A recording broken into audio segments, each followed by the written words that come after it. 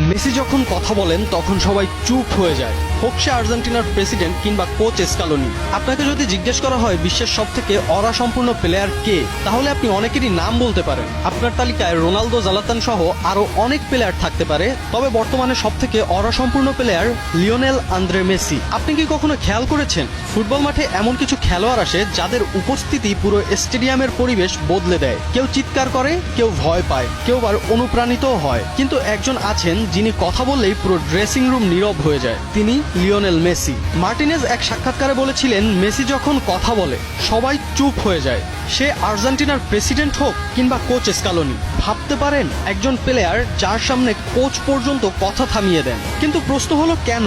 এটা কি শুধু তার 8টি ব্যালন ডি'অরের জন্য, নাকি বিশ্বকাপ জয়ের জন্য?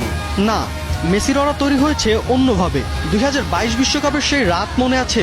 ফাইনালের আগের ড্রেসিং রুমে কেউ চিৎকার করেননি, কেউ বড় বড় কথা বলেননি, শুধু মেসি শান্ত গলায় বলেছিলেন, আজ আমরা ইতিহাস লিখতে নামছি। আর সেই একটা কথাই যেন পুরো দলকে বদলে দিয়েছিল।